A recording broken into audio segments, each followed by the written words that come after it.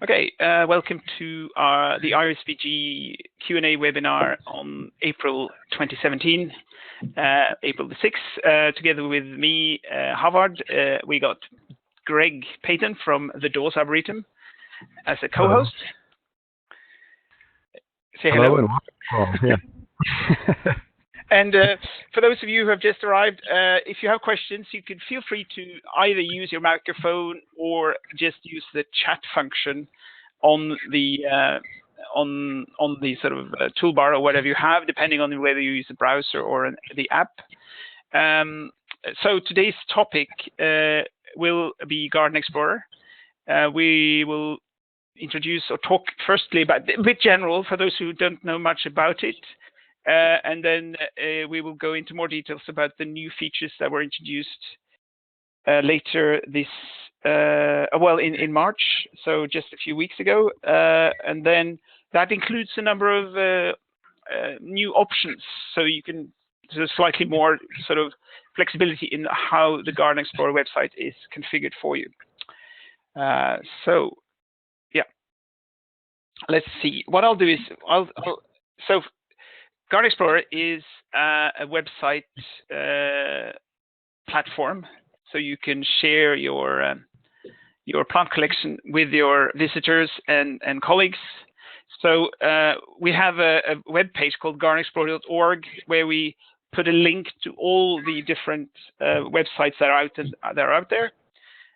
So you can then go and try it out and have a look at the collection.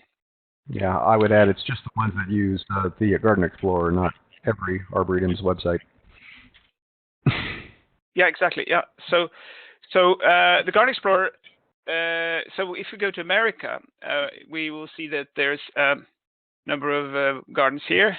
If you go all the way to the end of this page, you will see a map of all the live websites that are out there. I'm not sure how many there are now, but there's quite a few. Just a few days ago, we now made it possible for you to travel to Hawaii for free via Garden Explorer, that is. So there's new sites popping up all the time. So what is the point? Well, it is primarily to give visitors a sort of a possibility to look at your collection, but that is also for your peers in other gardens can search for it. So the focus is what is relevant for visitors. So not whole collection, but plants that that you have decided should be made available to the website. So let's just quickly do a demo. I think since Greg is here, we can have a look at Dawes Arboretum. So I'm clicking there now. And what's important here is now we're running it on a browser on a regular PC. If you're using it on a smartphone or a tablet, it will look different. So it adapts to the screen size. And what you have here is then five options: search, map, etc. And then so what we do is we help you to style this for you so it looks very much like your own website, so it can integrate or feels very much part of your own web sort of profiling. And then visitors can then search for certain things here. They can, if I search for crocus and then click search, I then get a list here of the different things, and then I can open up one of those to have a look. And then the visitor will be able to see where it is. In this case, it's the Dawes Arboretum. You can zoom in here on the map. And if you then have a smartphone, you will see where you are in relation to it. And then everything here that's displayed on the website, you are in control over. So you can sort of configure that very freely. So what you put in will then be published out. In addition to details about individual plants, you see this is a taxa. Then you can also have tours that you can prepare, and then there are features which are basically benches and memorial benches, for example, and information like parking spaces, etc. So it's more of a non-plant material that comes out here. And then you can also, the names, this gives people to just browse to the collection by clicking quickly on the different parts. And then finally, the map gives you the possibility to look at the collection and then zoom in to a certain area and then explore the different parts of the garden. So in this particular garden or arboretum, we have about 20,000 trees, I think, or how about? Is that correct, Greg? Sounds about right. Yeah. So you could say if you're walking here, and then you would then see yourself placed of the marker here, and you can sort of click at this one, and then you get details here about the plant, and then you can look at the pictures. That's obviously not the one in the garden. That's one in the bonsai hut. Yeah, exactly. And you see how it works is that all the pictures, even though you're looking at that particular plant, the pictures will be all the pictures you have of that species in the whole collection. So a lot of those kind of things have been thought about so that you don't have to think much or do much work to actually make this work. You just have to feed the system with the relevant data. That's the thing.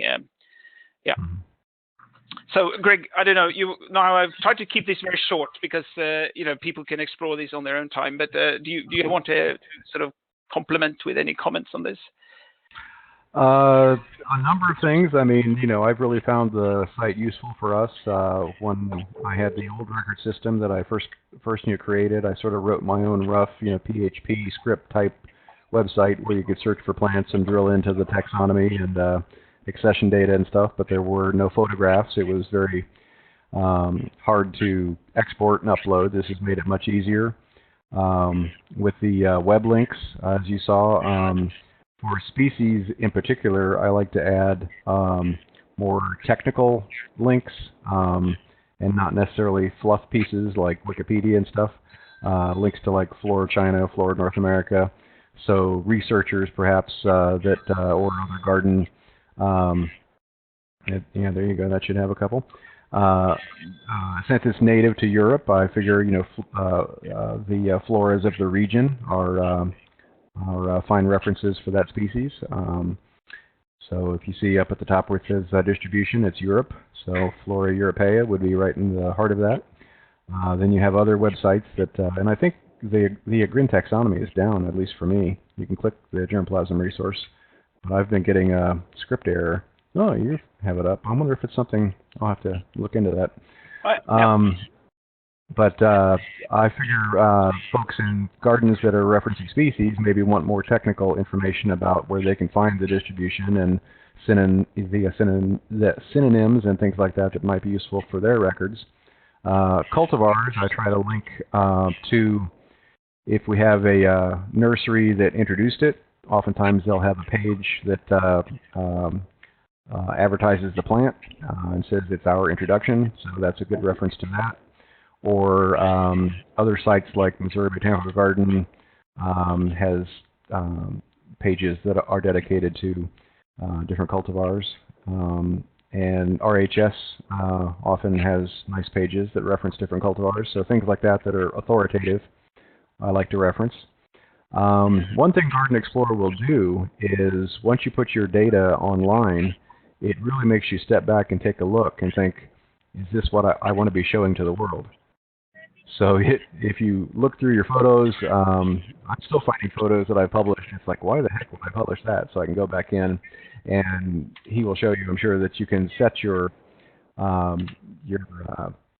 links and your references and your photos to a level that don't display.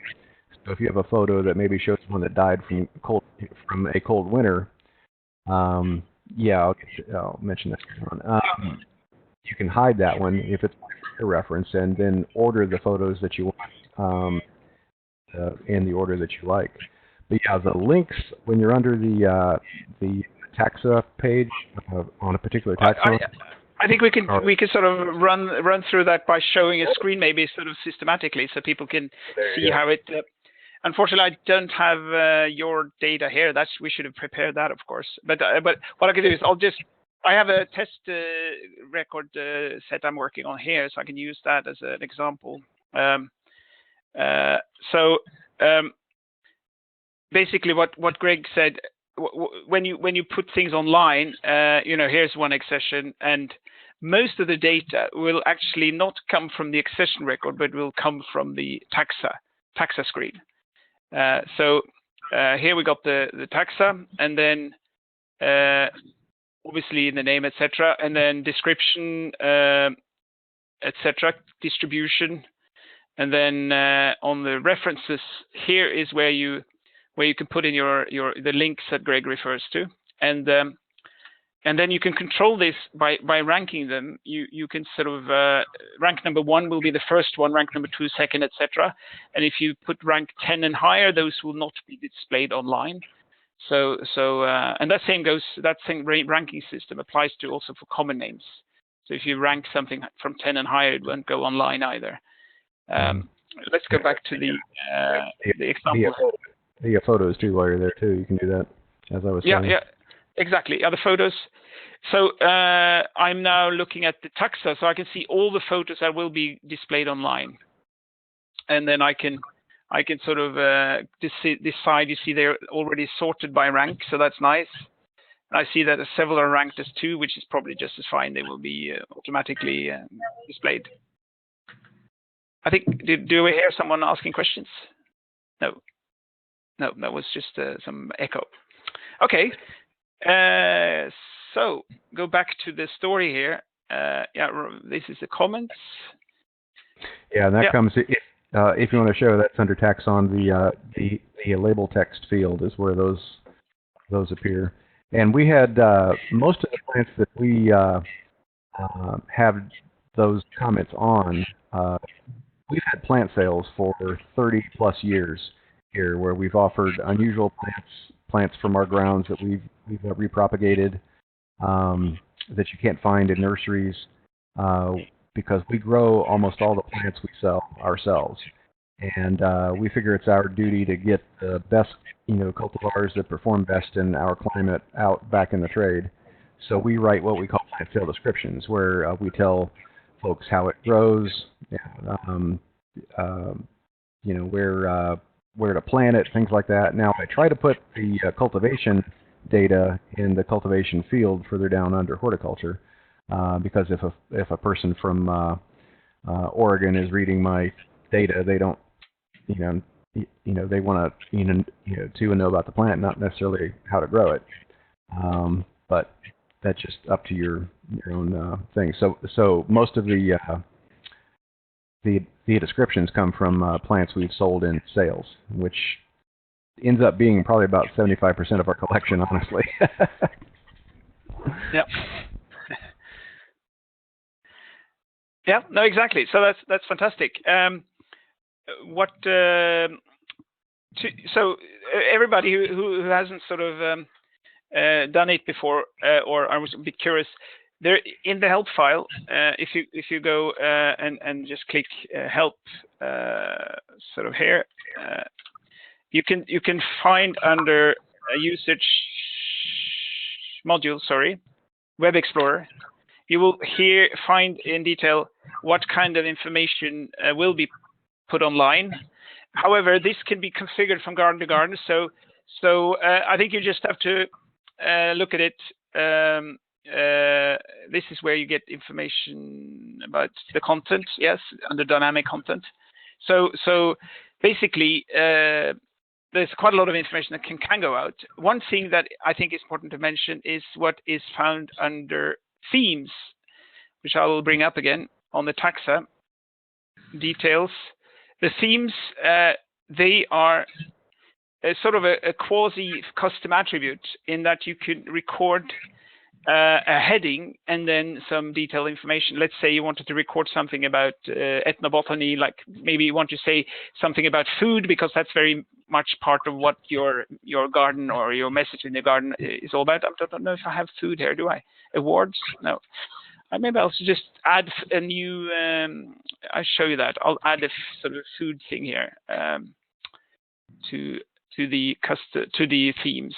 So let's see.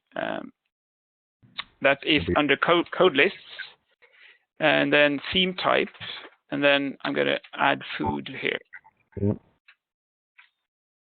Oops. FO. like that. Oops, what am I doing? A lot of misspellings today, obviously. It's the Norwegian keyboard. Exactly, yeah. Well, it is actually. So I don't know if you can eat this food, but that doesn't matter. Let's say assume you can eat this. So, or there's some food-related things to it. Is it?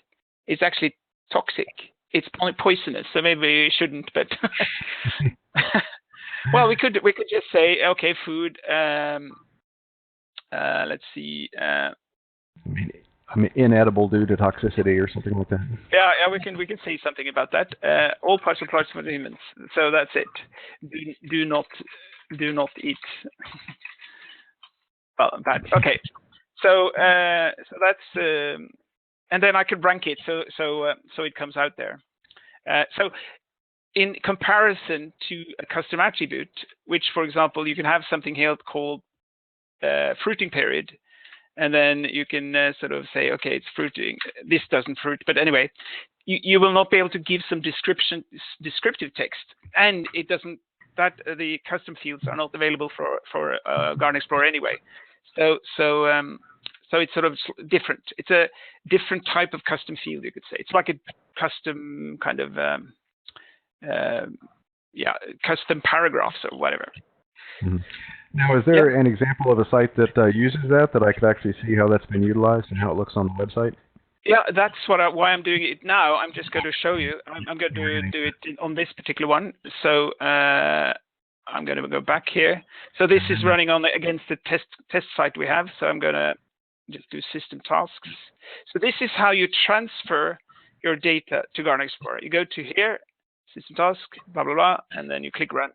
This can also be set up automatically. So you do that, for example, every evening or once a month or once a week or whatever. A lot of people prefer to do it manually because they can then, there might be in the middle of a revision of some taxa or something, and then you don't want it to go out there when you're halfway finished with certain things. So it might be smart to just do it manually, at least when you to start off with. It's a very small collection, so... And you can confirm, but Jennifer was just asking if you can give multiple themes to one accession, but I think you can. Yeah, you could have different themes. It could be food, it could be ethnobotanical, it could be something, whatever theme you have. Yeah. Let's. I should have, of course, put in another one on this one. Let's say we give it an award as well, then, just to award RHS Garden Merit. Isn't that what it's called? I think so. Yeah, I think so. Award of Garden Merit. Whatever. That's not so important. The important thing is to. So we'll.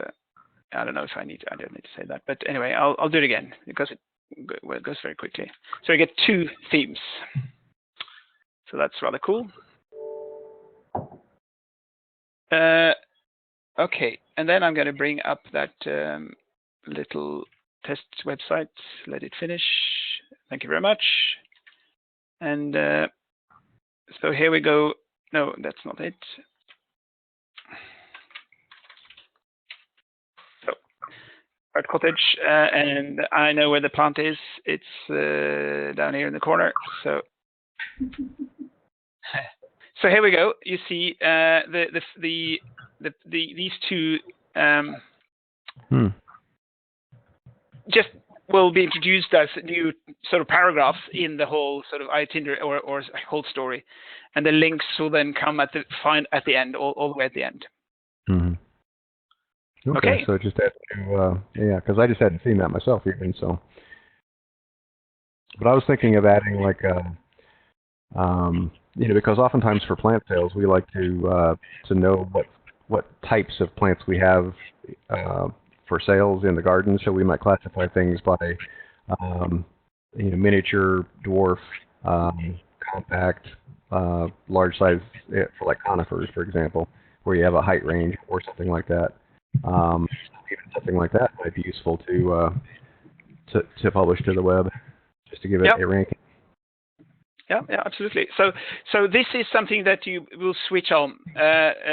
You will sort of say, we would like to use this facility, and then you'll mention it to us, and then we'll switch it on for you. So that's not switch on by default. Right. And I think that he just said that the custom attributes are not displayed by default on Garden Explorer. Sorry, could you repeat that again? Dawn had asked if the custom attributes were displayed in the same place. I was telling her that I think that they are not displayed by default. They are not displayed.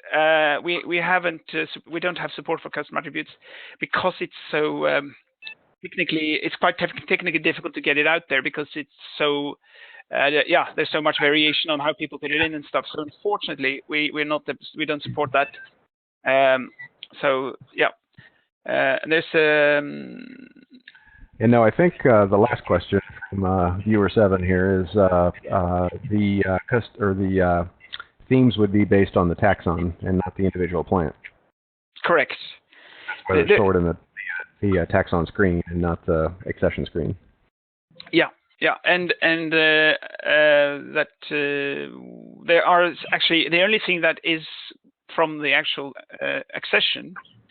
It becomes clear if I search for the for this particular species. If I do bring it up like this, then this is what you get from the accession. That is basically location and provenance, and not much more. So that's the information you take from the accession. I mean, one thing that I would like, this is just a dream for maybe 10 years down the road when you have nothing else to do. But if there was more way to drill down into, like if you clicked on the taxon name and it went into and showed you like maybe your library references as well. Yeah. Or even if you clicked on the accession numbers, like 1 is drive, 2 is right order, 3 is second terrace.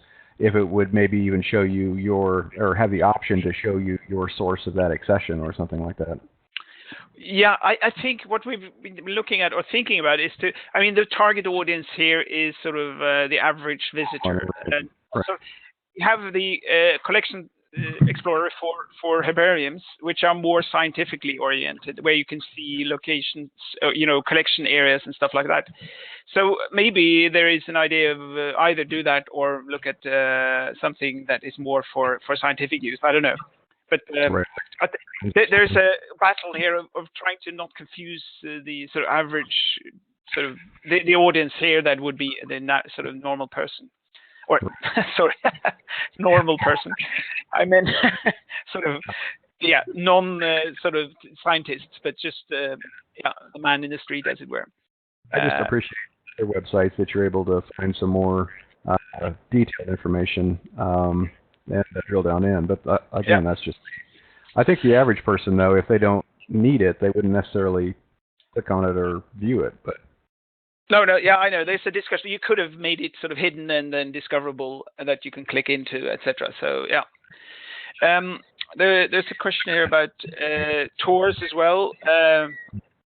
How does that work, etc. I need to just have some time to talk about the new features, but we can quickly talk about tours. I should probably. I haven't got a test tour here, but Greg, you have made a tour, so 2 on our site.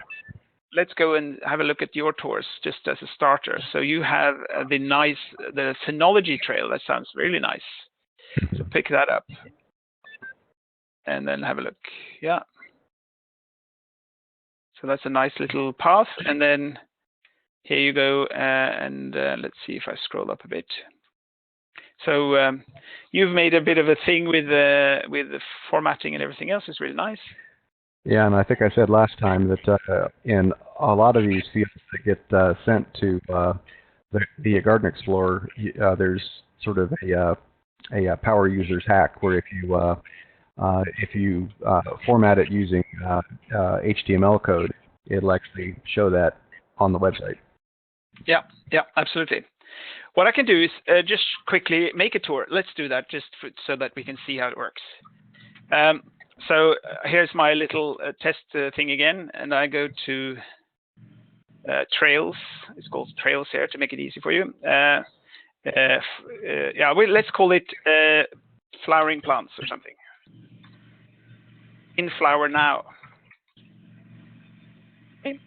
And then we're going to enter plants. I don't have any other things here, but you can enter other things like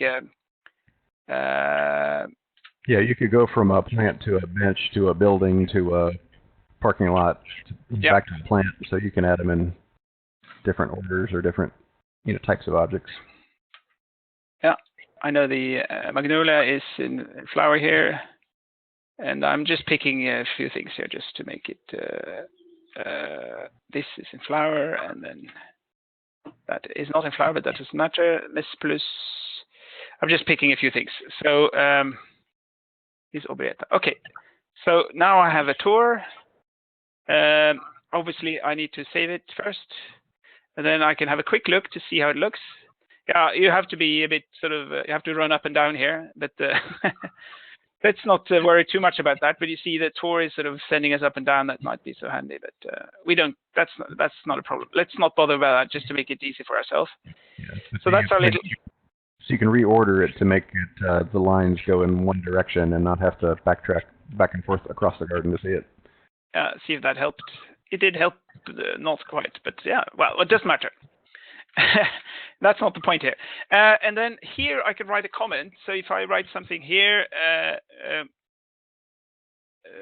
yeah, something blah blah blah. Not sure what, but on topical. So this would be then text that is very topical to this particular tour. Whereas if you don't write anything, we'll pick the information that is recorded on the taxa itself. So that would be the flower is smells wonderful, for example. Let's do that. And then, so as soon as I say that it's complete, that means that we can now publish it, and I can put here that we want to have this available for April. So 1st of April, 17th to 30th of April. So then it will automatically disappear. They might not flower as long as that, but that's another thing. Yes, so if you want different comments on the tour item, then you can add those individually, and they won't be the same comments that are on the taxon entry. And the same is the image. You can override, so you make sure that there's a relevant image that is made available for that particular tour. So, but I won't do that now. So I'm just going to go and to System Task again and run that. No problem. Yeah, and what's nice to add to that, you can add the image for that particular item of the tour. Whereas if by default it will just show all members of that taxon on the grounds, and not necessarily that item that you're talking about. So you can specify that one item with that one photograph. Yeah. So let's see. Going back here now, the tour doesn't come up until I do a refresh in the browser. And let's see. Oops, I'm just going to do a full refresh here. Maybe it doesn't come up at all for some reason. That will be fun. Might take a second for it to. Yeah. What we'll do is we'll let that munch a bit, and then we'll do the new features first, and then we'll get back to this topic about the tours. Well, we showed you how it works and how you can prepare it and how you can publish it. So it might be a question of letting let's see. I'm just going to see if I can start a new session here. Garden Explorer. Hold on. It's sort of like. Well, let's go to the. So I even posted a thing on the website about the new features. You will find that on the support page. Here we go. So I'll just go through them chronologically, and then we can sort of just see the impact of this. So first thing that is now made as an option is to give a thumbnail image when you search on the screen, and I have enabled this on this website so you can see what I mean. If I could do it on names, that becomes a bit more clear because I can't remember where I have. Here's one. Yeah, you see let's see if there's very little to be had there. So here we go. Here we got. So you see, you get the pictures when you search and list all the plants. If there are images, here's a better example. I know Hawaii has it, so let's go to Hawaii. That's probably smarter. I'm thinking that might be difficult for me since we have 7,000 taxa, and most of those have photos, so that would make those pages extremely long. that is the thing. This is something you should consider with a bit of care. So you see here we got I'm searched for everything starting with A, and then you got the pictures coming up, and so it only picks the primary image, the one that's ranked as 1, and then if there's a synonym, you see then it will come twice because they're the same taxa, but they might be in a different order. So it's a nice feature if you have you have to make up your own mind about it. But if you have poor quality pictures and not many pictures, you may not want to bother with it. So it's Anyway.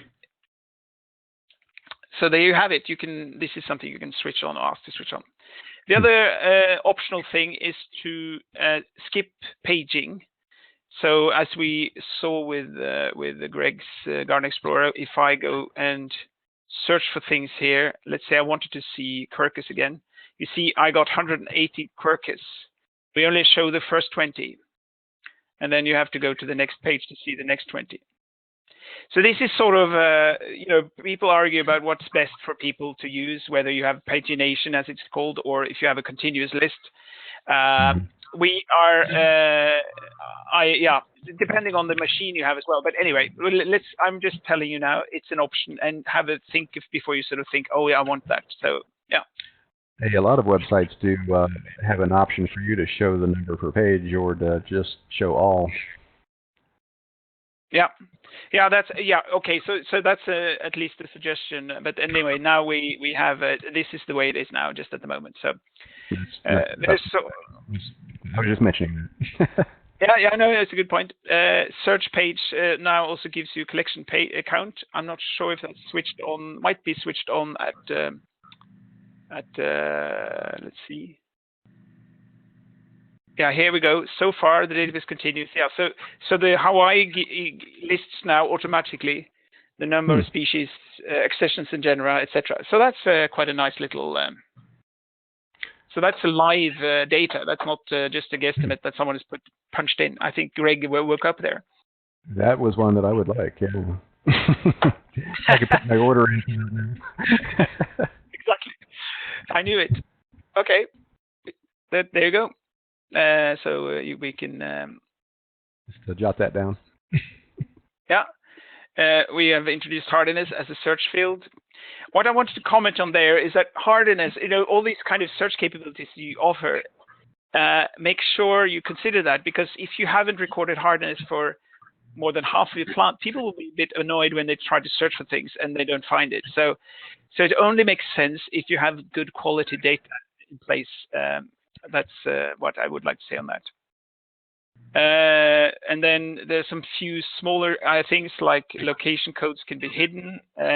Some people, like here, if you go to Greg's thing again, we can see here that if I open this particular plant, you will see here you have the location code HOLBNR. So it might be a bit cryptic for people.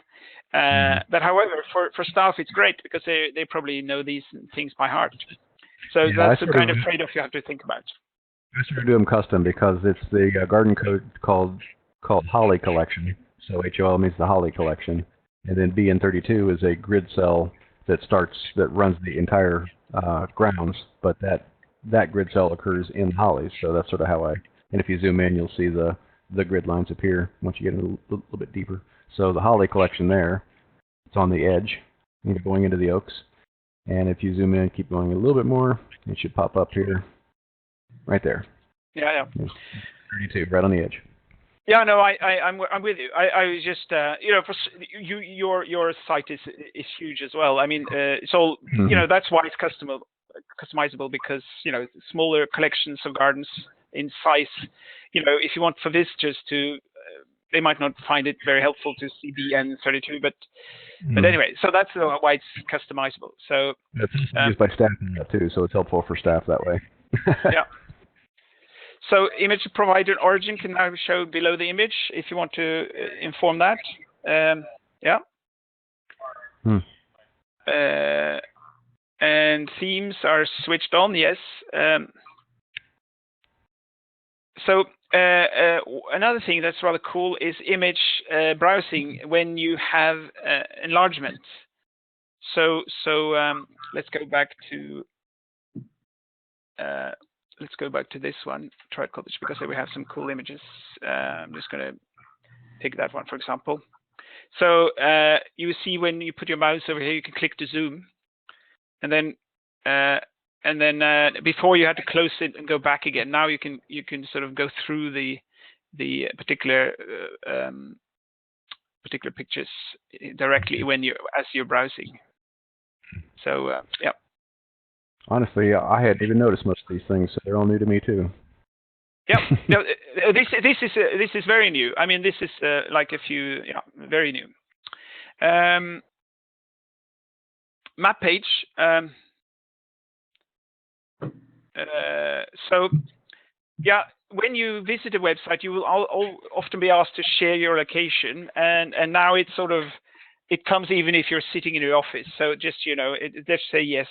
And then you won't harass you anymore. Well, some browsers will ask you, and then you will say yes, but you have to say, don't ask me again as well.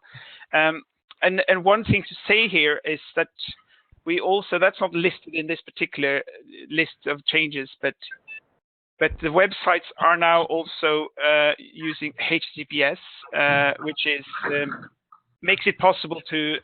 That was something that Google introduced in Chrome quite recently, that you couldn't share your location if it wasn't running under HTTPS. So that's something new as well. The reason it's coming with the warning there is my pictures are not on HTTPS, I think. So that's probably, yeah.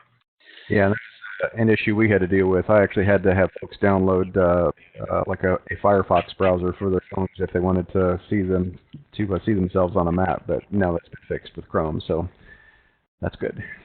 Yep. And incidentally, we also take an Iris website over to HTTPS as well now, so that people log into the forum and stuff don't get that warning. So upwards and onwards. Let's see.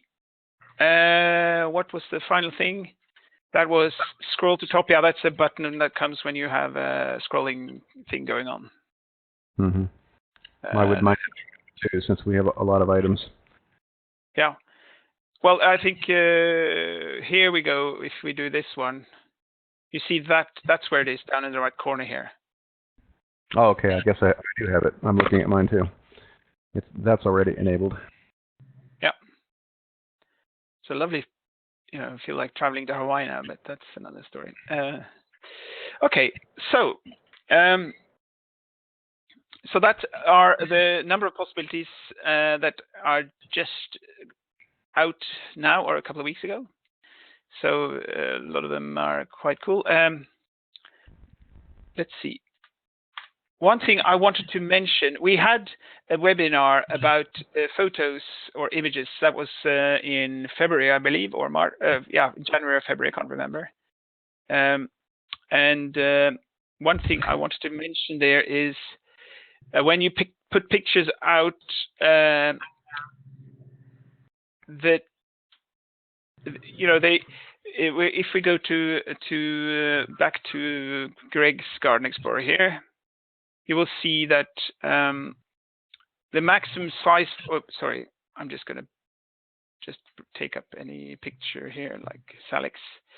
So the pictures here are on a certain size, just to make them so the uploads to Garden Explorer doesn't take many years, and also the disk space, etc. So they're web optimized. So we found a sort of a sweet spot for performance and quality. Well, these pictures were very ancient. Maybe we should find something else, but it doesn't matter.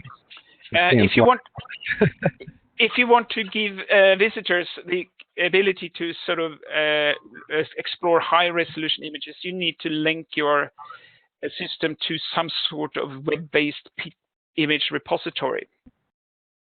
And that's what I've done in my little test case here. If I go to this particular one that we've seen here, I have 6 images, and you see that all of these pictures are stored under on the web. This is an image sharing website called Imgur, but so basically they offer a free. But I'm not sure. Don't quote me on this, because you need to find out what is best for your garden. Obviously, this might not be suitable for large collection. I don't know the limitations to what they offer, but basically, I have put my images here on this website, and then I can just copy the link and put that into Iris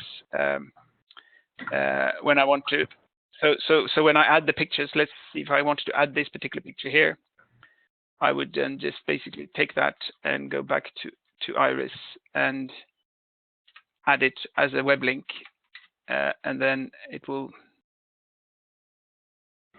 come in like that.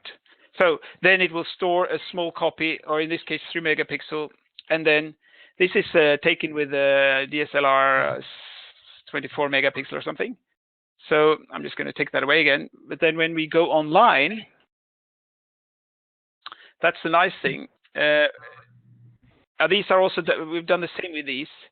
So when the visitor clicks zoom, we are now going straight to the image library instead, which gives you then much more sort of access to the much larger picture.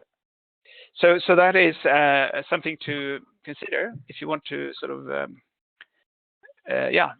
have a bit more to tell more of a story, because the sort of high-res images can sometimes, especially when you're dealing with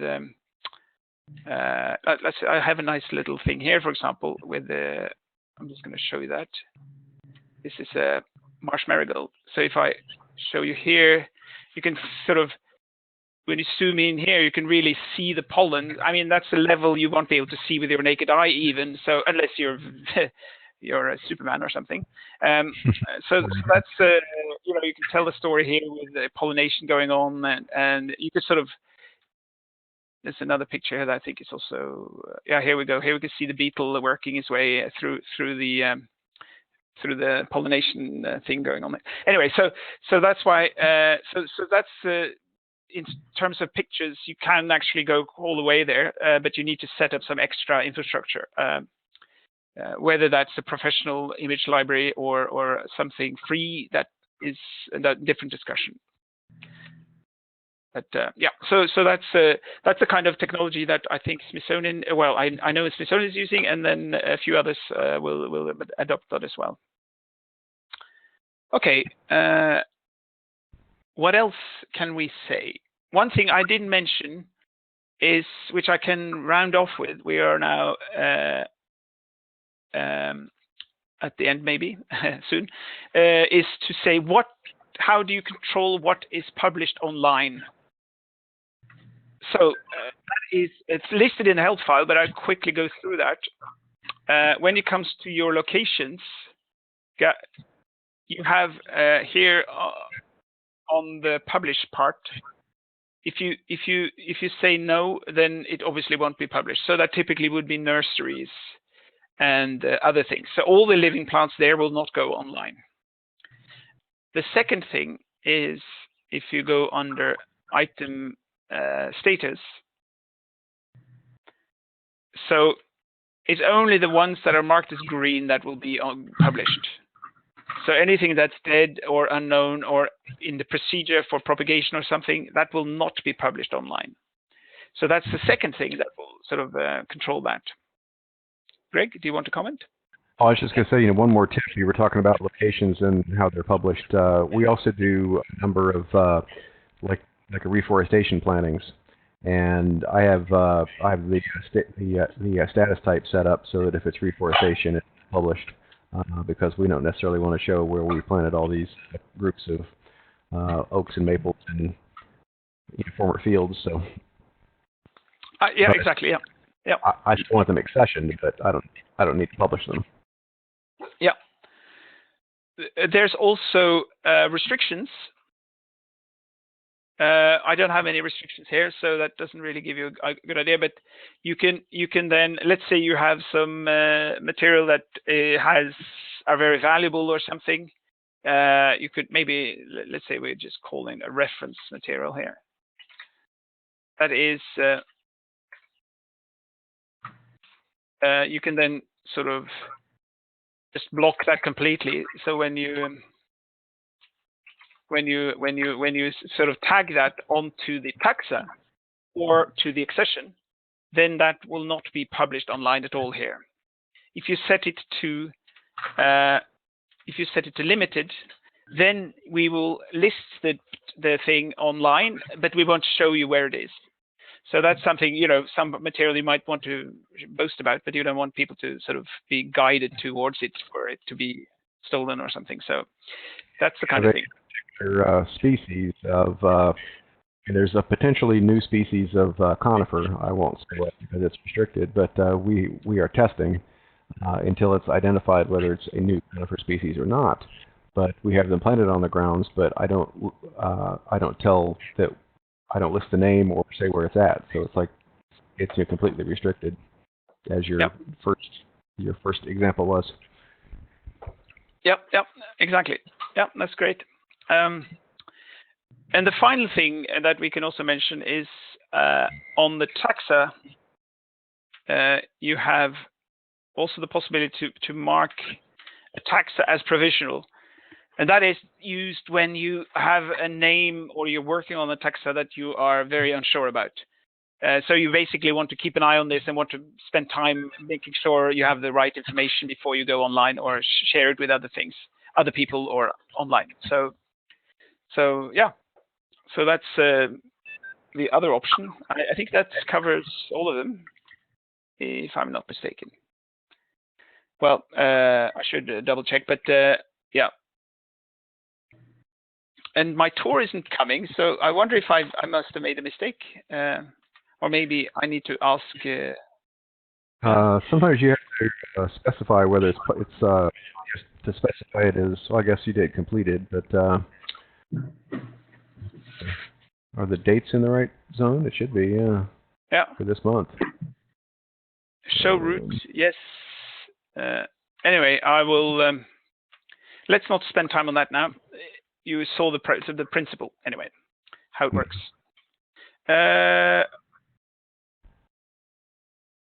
Yes, I was just thinking, is there anything else we want to say? Are there any more questions regarding this or any other related IRIS question or topic?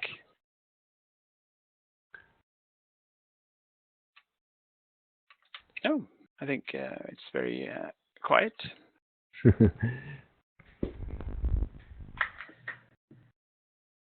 It's very peaceful from the gallery today. Yeah. Let's see. I was just very useful section. A very useful session. So. Yeah, thank you very much. I'm just going through my brain on quickly here to see if there's any topics. I'll go back to the help thing and see if there's that particular question about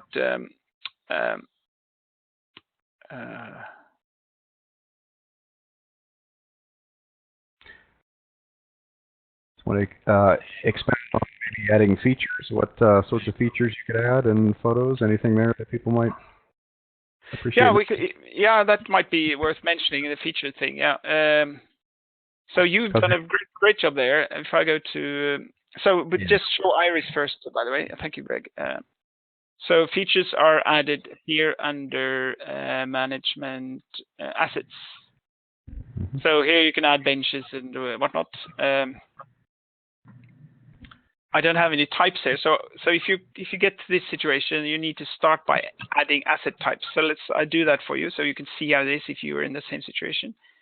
I go to code lists and then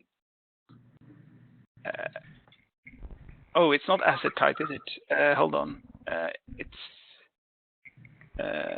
now I'm hold on.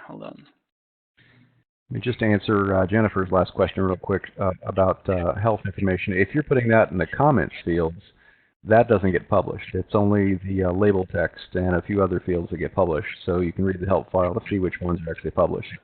Or if you were to create a custom field with that had various ratings of health or status or something like that, that wouldn't get published as well. So I think you're okay as long as it's in the comments page. What we have, just to comment there, we've had some gardens where we, instead of using, if this is configurable, instead of using the label text, that's the default. We have, for some gardens, used description instead because they've had, thousands of taxa with information in description and nothing in label text. So that is optional, but by default, it's correct what Greg says. Label text is the one that will go online. Mm-hmm. So the one in description is more for internal use. That's the idea anyway.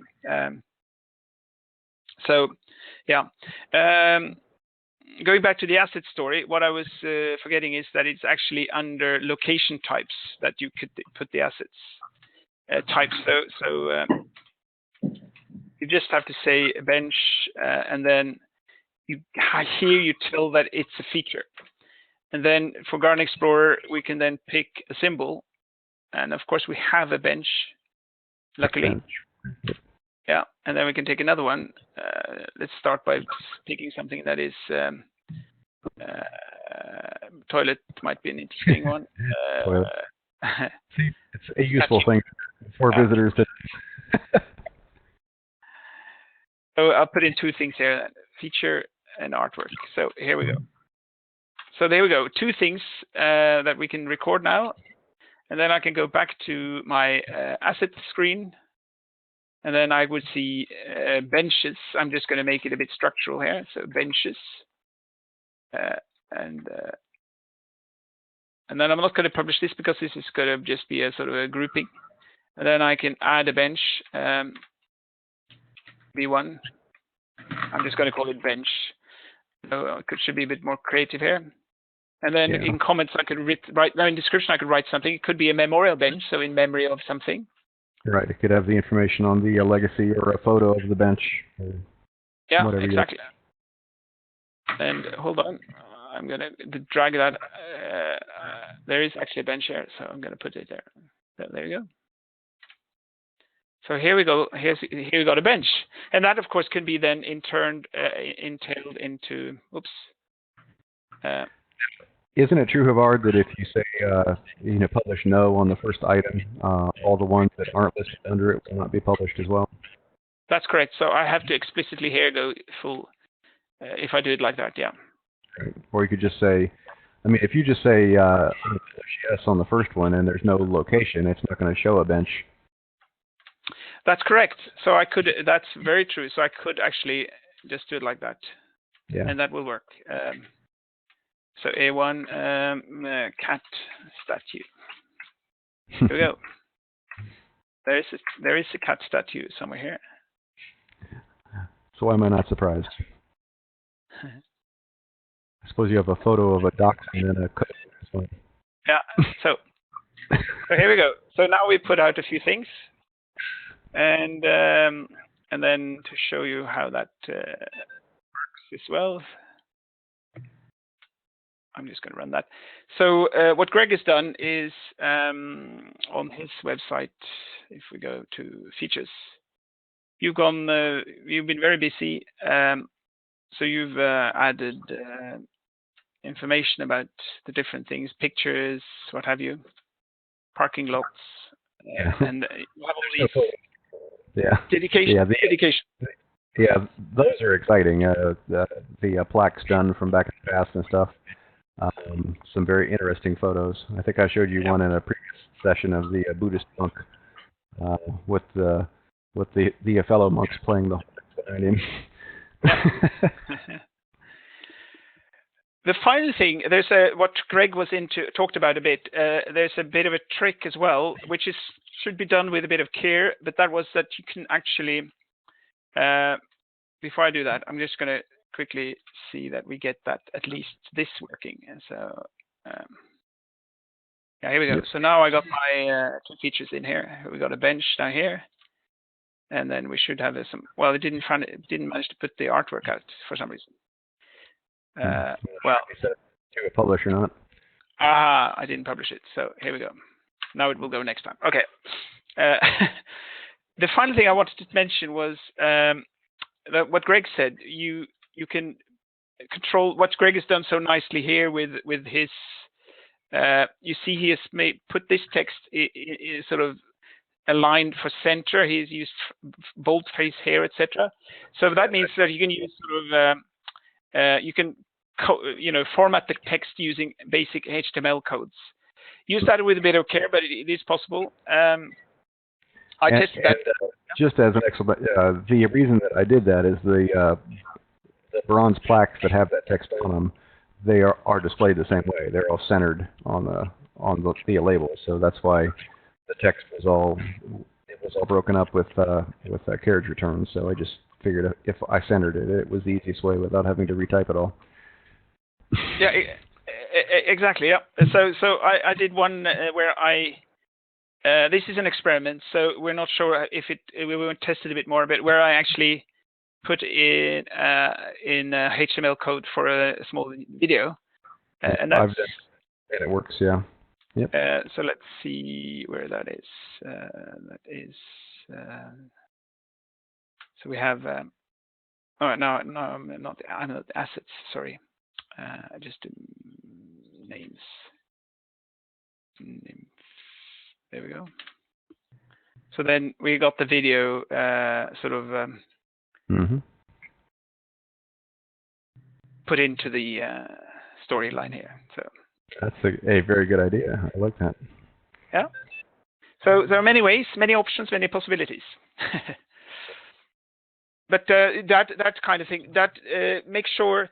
If you want to do it, talk to me first. Talk to us first, because you want to get rid of a few things that YouTube will put in there by sort of by default, and the size is important as well. So okay, where do you say? Yeah, where? Yeah, that's right. In the either the label text or the comments for the items. Wherever you type that in, yeah, so that would make a bold text. It becomes very cryptical very quickly, so I would not do this in great quantity. I would be very careful about that. But it's what kind of keyboard do I have? Sorry about that. So you have to sort of learn how to do basic HTML, which is of course something you shouldn't be bothered about. But I see with Greg's point here. What he's done here, makes a lot of sense with where he sort of made it a bit neat. If you go back to that tour of the phenology tour, yes. That has the links and different italic that in it as well. Yeah. That has the most. Yeah. Yeah, you see, this is. Here he was very busy making sort of a bullet list and also links to other websites, etc. All that kind of thing is possible. But then we're sort of, it's possible. That's what we want to tell you now. And then leave it at that for the time. Okay. I think we're running slightly over time. Any further questions before we round off? Hopefully we will have the next time I'm in Scotland at this time in a month's time, but we'll hopefully be able to run it either with Greg alone or maybe with me co-piloting from Scotland. We'll see. And Dawn will be there as well. So maybe Dawn will take over. That's another possibility. Let's see. I'll be there as well. Yeah, and of course Pete as well. That's great. Yeah. So we might we'll see how that goes. Anyway, we have no idea what the topic will be either, but that might be clear in a month's time. So thank you very much for coming, everybody. And let's hope to see you there next month or maybe before. And I'd like to say you're all welcome. And if anybody in the U.S. Wants to stop by or has any questions, I'm sure you can find my contact information pretty easy. It's gapayton@dawesarb.org. But send me an email, give me a call. The contact info on the Dawes Arboretum Explorer, the plant records at dawesarb.org goes to me. So contact me and I'll be happy to help. Yep. That's you, isn't it? To go straight to you. Yep, that's an alias for me. Yeah, fabulous. Yep. Okay, well, I'm going to switch off the recording.